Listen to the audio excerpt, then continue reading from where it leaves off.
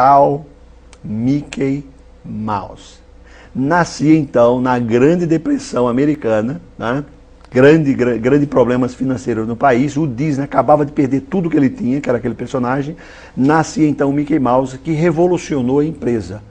Existe uma frase muito famosa do Walt Disney, que você pode comprar isso num quadro lá em Orlando, onde eu vivo, que diz o seguinte: eu apenas espero que nunca se esqueçam de uma coisa, que tudo começou com um camundongo. É frase do Walt Disney.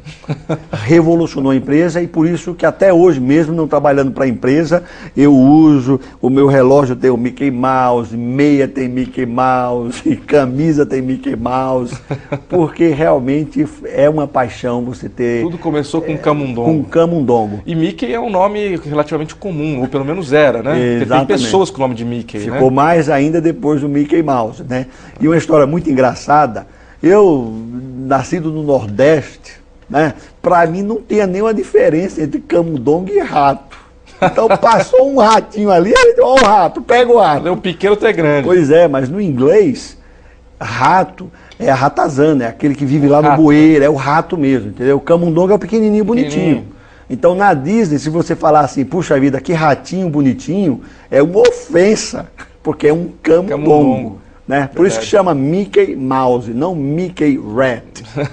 Aula de inglês agora aqui. Não, perfeito, mas seguindo daí, você chegou a se inspirar nessa história? Ah, sim, ou seja, essa história é fascinante, porque eu costumo dizer nas palestras e até nas minhas terapias com os meus clientes, né, que é aquela frase famosa do Nietzsche, fala: aquilo que não puder me destruir me tornará mais forte. Sim. Aquilo que não nos mata nos torna mais fortes. Isso, exatamente. E outra que eu costumo dizer é o seguinte: em geral, é quando o céu está bem escurinho, bem escuro, a coisa está preta, é que as estrelas mais brilham, né? Então, isso é super importante. Outra coisa muito importante desse fator da história do Mickey Mouse, relacionado com psicologia positiva, é que o Walt Disney, em vez de se concentrar no problema, entendeu? Como a maioria das pessoas faz, ou seja, estaria lá, puxa, perdi meu personagem, o que eu vou fazer agora? Se lamentando, o que fez o Walt Disney? Pô, já era, eu perdi, eu assinei um contrato, eu não li com atenção o contrato, eu perdi, acabou. Agora eu tenho que ver o que eu vou fazer. Então ele já começou a pensar positivamente o que eu vou fazer. E quando você começa a pensar dessa forma, naturalmente que as respostas vão chegando. Isso é um detalhe que as pessoas não pensam. Elas ficam remoendo no problema, e vai ficar no problema. Porque a imagem é essa. E aí tem que ver a história dos parques, né? Coisa de 20 anos depois, 20 e poucos anos depois. Exatamente. Aí ele fez, só para você saber rapidinho, ele foi o primeiro cara a inovar, era um grande inovador, a fazer o primeiro desenho com som sincronizado. Depois ele fez o primeiro desenho em cores. Depois ele fez o primeiro desenho longa-metragem, Branca de Neve e os Sete Anões, que é um marco na história do cinema. Sim. Você imagina, numa época em que só havia desenhos de 3, 4 minutos, um cara vem e vai fazer um filme de 1h30. E que, a título de curiosidade, até hoje esse desenho daquela época, que foi feito naquela época, foi remasterizado, tal, mas é aquele desenho daquela época, até hoje as crianças de hoje, que têm 3, 4, 5, 6 anos de idade, assistem e se apaixonam, se encantam. Exatamente. E com o sucesso de Branca de Neve, que ninguém acreditava, levaram 4 anos fazendo o filme, quando todo mundo dizia, ninguém vai para o cinema ver um desenho animado de 1h30. Né? Na época, o cinema de arte era o cinema com pessoas. Desenho é um negocinho secundário. E o cara elevou para a categoria de arte os desenhos animados. Aí foi um sucesso tremendo, quando ninguém acreditava. Aliás, todos os sonhos de Disney, ninguém acreditava. Então, se você for um sonhador aí, fique tranquilo, deixa o povo gritar, berrar. Se acreditar no seu sonho, vai lá e faça. Faça como Disney, faça como Claudemir, como Copini, vai lá e executa. Deixa o pessoal falar. O pessoal vai falar. Não, mas a verdade começa por aí, na minha opinião pessoal, né? Você tem que acreditar no seu sonho. Exatamente. Se você acreditando, você terá pessoas que vão te acompanhar e acreditar em você, a coisa vai se realizar. Agora, se você for esperar o outro acreditar para você começar a acreditar... Exatamente. É isso aí. Aí o próximo passo foi, com o dinheiro que ele ganhou de Branca de Neve, que foi o primeiro desenho que teve um plano de marketing, onde começaram a vender bonequinhos dos anões e tudo isso. Foi um sucesso tremendo. Todo o dinheiro que ele arrecadou foi para pagar as dívidas de todos os outros sonhos que ele tinha feito. Aí, como ele não parava de pensar, E já estamos na década de 40, por aí, década de 40. Ele nasceu em 1901, ok? Os parques temáticos vieram muito tarde na vida de Disney, 1955. Ele já tinha 54 anos de idade. Mas a história dos parques é super curiosa, porque ele levava as filhas, duas filhas que ele tinha, Cheryl e Diane, ele levava as duas filhas para os parques que existiam na época, antes da Disneylândia, lá na Califórnia. Mas o Disney era um cara observador.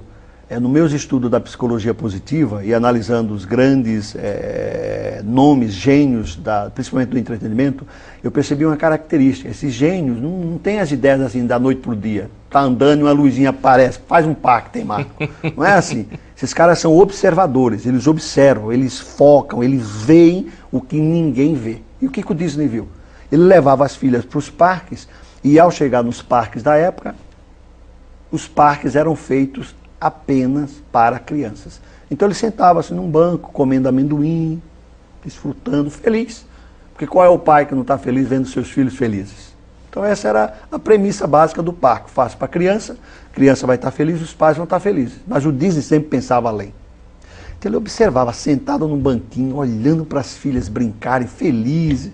Aí ele olhava para o lado esquerdo, outros pais sentados, olhando os filhos brincarem. Olhava para o lado direito, avós vendo os netos brincarem. E aí nascia a grande revolução em parques temáticos no mundo, que existe até hoje, que foi a ideia do Disney falar, puxa vida, eu não quero esse pessoal, nem eu sentado aqui. Eu quero dar um zoom nisso, eu quero estar lá, ao lado das minhas filhas, eu quero estar brincando com elas. Então é fascinante como ele criou os parques. Não, por isso que hoje... E uma pausa aí até para... Eu fico imaginando nos dias de hoje, ninguém mais tem paciência para sentar, para olhar. Tanto que você tem essas brinquedotecas, você tem esses parques que você... até dentro do shopping. Você vai no shopping, você deixa teu filho brincando, vai fazer compra. Exato. Quem olha? Alguém que você nunca viu, que você não conhece, mas você está pagando para olhar. Exatamente. E tem que olhar. Exatamente. Hoje, então, quer dizer, veio atender uma certa necessidade até dos pais. Por que não os pais poderem brincar junto? Né? Ele conseguiu ver um nicho, né? Ele conseguiu ver um grande nicho do mercado que existe até hoje.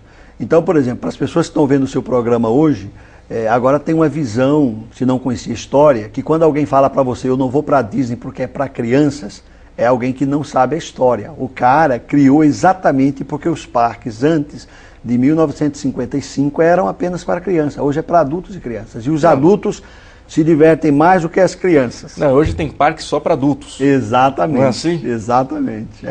Então é fascinante.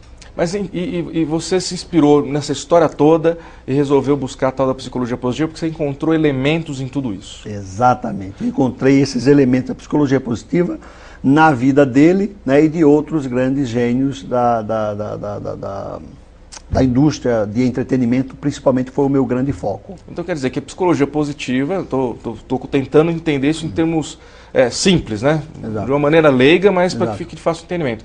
É simplesmente você ter uma atitude positiva, procurar olhar o lado bom das coisas. Exatamente. Mas não do sentido da poliana, não. Né? De ignorar que existem problemas. Não. E outra coisa, foi muito bom você tocar nesse assunto, Luciano, porque um dos grandes erros quando eu falo de psicologia positiva, não é que se você sair, vai para a praia no final de semana, simplesmente começa a chover, você vai sair correndo pela praia, que beleza que está. Não, você quer o solzinho ali. A psicologia positiva tem a ver com atitude. Não precisa também fazer uma tragédia, entendeu? Seria ideal que tivesse o sol. Mas como está chovendo, aí o que faz uma pessoa de psicologia positiva? Ele olha para a chuva, aí olha para a comida que ele acabou de comer, a água de coco que ele tomou, vai, poxa vida, tudo isso precisa da chuva. Olha que legal que é a chuva. Você está numa fila de supermercado, que acontece hoje em dia cada vez mais comum. Exato. Aliás, onde a gente não pega fila hoje, né? Exato. Tanto de seres humanos que habitam esse planeta, exato, qualquer lugar tem fila. Ao invés de ficar reclamando e brigando e xingando e se sentindo mal, porque, nossa, eu estou na fila, é você pensar, é você tirar o foco do problema, exato, né? Exato. Aproveitar o seu tempo para outra coisa, de repente jogar um joguinho no celular, ficar observando o comportamento das pessoas, né? Exatamente. Ou seja, buscar não se causar nenhum tipo de mal, exatamente, né? Em função de uma situação complicada. Isso é fácil no dia a dia? Não é fácil. Mas eu, por exemplo, a minha vida, para todos os lugares que eu ia, lembra-se do meu sonho de ajudar meus pais. Sim. Então, o meu sonho foi através da educação